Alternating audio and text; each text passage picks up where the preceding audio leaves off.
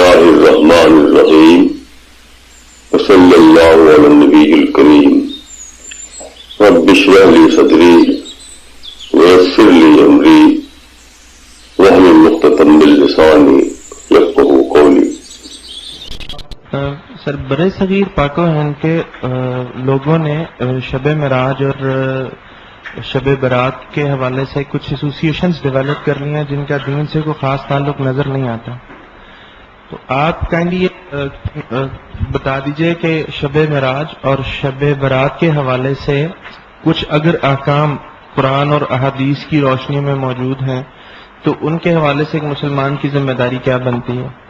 دوسرا کائنڈلی یہ واضح کر دیجئے کہ درود جیسے آپ نے بتایا کہ بڑی ایک اہم دعا ہے نبی کریم صلی اللہ علیہ وسلم کے لیے، رحمت کی دعا ہے، تو اس بات کی اتھینٹسٹی کیا ہے کہ صرف درود ابراہیمی کو بہت زیادہ اہمیت حاصل ہے، اور اس کے علاوہ جو ہمارے ہاں دوسرے درود رائج ہیں جس میں درود تنجینہ، درود تاج اور درود ماہی اور اس طرح کے بہت سے درود ہیں، ان کی اپلیکیشن اور ان کی اتھینٹسٹی کس حد تک ہے، یہ ذرا واضح کر دیجیے.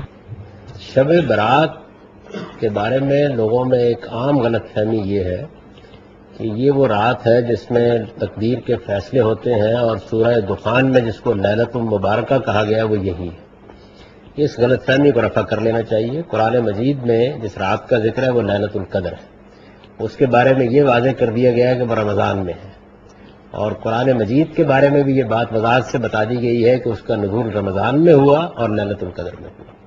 سورہ دخان میں جو لیلۃ المبارکہ ہے وہ بھی وہی لیلۃ القدر ہے، اور انا انزلنا فی لیلۃ القدر میں جو بات بیان ہوئی ہے وہ بھی اسی کے بارے میں بیان ہوئی ہے. اس لیے قرآن مجید تو کسی شب برات کے ذکر سے بالکل خالی ہے.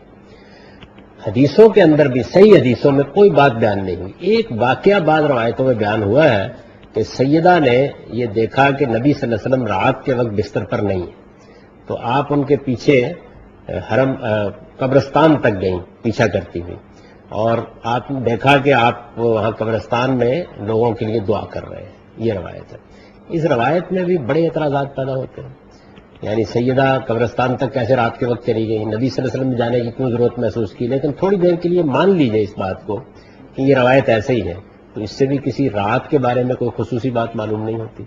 تو جہاں تک حدیث کا تعلق ہے، قرآن کا تعلق ہے، وہ تو شب برات کے ذکر سے بالکل خالی ہے. اس وجہ سے اس میں نہ کوئی احکام بیان کیے جا سکتے ہیں، نہ کوئی بات کہی جا سکتی ہے. جب ذکر ہی نہیں ہے سرے سے تو پھر کیا کہا جا سکتا ہے.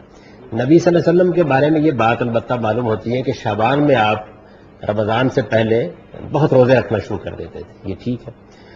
جو ایام 20 کے روزے ہیں وہ سب مہینوں کے بارے میں اس کا ذکر آتا ہے کہ 13ویں 14ویں 15ویں کو آپ نے لوگوں سے کہا کہ روزہ رکھو تو اچھی بات ہے. نفل روزوں کے بارے میں اس میں بھی شعبان کی کوئی خصوصیت نہیں بیان ہوئی، یعنی شعبان کی 15ویں رات کی.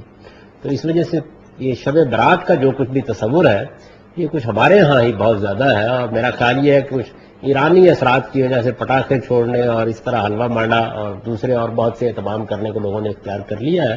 ورنہ قرآن حدیث میں جہاں تک میں تحقیق کر سکا ہوں کوئی بنیاد اس کی دستیاب نہیں ہوتی. شب معراج کے بارے میں ظاہر قرآن مجید نے یہ بتایا ہے کہ نبی صلی اللہ علیہ وسلم کو ایک خاص روحانی تجربہ ایک رات میں ہوا ہے، اور رات میں ہوا ہے یہ بات بھی قرآن مجید میں بیان ہو گئی ہے. یعنی یہ بیان کر دیا گیا کہ سبحان الذی اسری بعبدہ لیلا من المسجد الحرام الی المسجد الاقصی الذی بارکنا حولہ. تو اس وجہ سے اس کے ایک واقعہ ہونے میں تو کوئی شبہ نہیں ہے، لیکن کیا اس کے ساتھ کوئی عبادت خاص کی گئی ہے یا کسی عبادت کی ترغیب دی گئی ہے؟ قرآن مجید میں حدیث میں اس کا کوئی ذکر نہیں. صحابہ کرام جو نبی صلی اللہ علیہ وسلم کے تربیت یافتہ تھے ان کے بارے میں بھی کسی جگہ کوئی ذکر نہیں آتا کہ وہ اس رات کا کوئی خصوصی اہتمام کرتے تھے یا اس کو مناتے تھے یا اس میں کوئی عبادات خاص طور پر کرتے تھے. اس کا ہرگز کوئی ذکر نہیں. اب اگر مثال کے طور پر مسلمان یہ خیال کر کے کہ ہمارے پیغمبر کو ایک غیر معمولی اس معاملے میں روحانی تجربہ ہوا ہے اور اس میں کوئی خیرات کر دیتے ہیں یا کوئی اچھا کام کر لیتے ہیں تو اس کو گوارا کیا جا سکتا ہے. لیکن اگر آپ یہ پوچھنا چاہتے ہیں کہ نبی صلی اللہ علیہ وسلم نے یا صحابہ کرام نے کوئی بات کہی ہے تو ہرگز کوئی ایسی بات میرے علم کی حد تک، میری تحقیق کی حد تک موجود نہیں. خالی ہے اس سے بالکل سارا کا سارا ذخیرہ. نہ صرف یہ کہ قرآن اس سے خالی ہے، حدیث اس سے خالی ہے، بلکہ صحابہ کے آثار میں بھی کوئی چیز اس نوعیت کی نہیں ملتی. تو یہ تو آپ کے شب برات اور شب معراج کے سوالوں کے بارے میں. اس کے بعد آپ نے کیا چیز پوچھی تھی؟ درود کے بارے میں یہ بات سمجھ لیجئے کہ میں یہ عرض کر چکا ہوں کہ یہ فارسی کا لفظ ہے اور لوگ سمجھتے معلوم نہیں کیا چیز ہے.